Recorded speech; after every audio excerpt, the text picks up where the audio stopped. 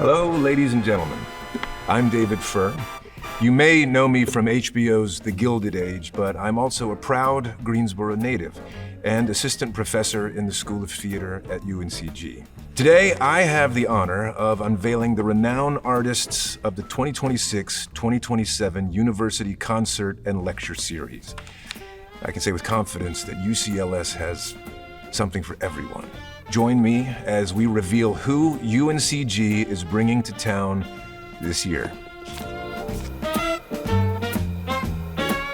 On September 25th, we kick off our series with Tony Award-winning actor and singer Alex Newell, who comes to us from Broadway roles in Shucked and Once on This Island.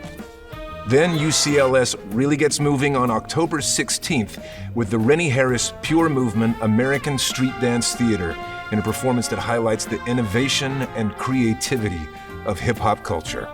On October 24th, UCLS will honor America's 250th anniversary with American Voices, our 19th annual School of Music collage concert.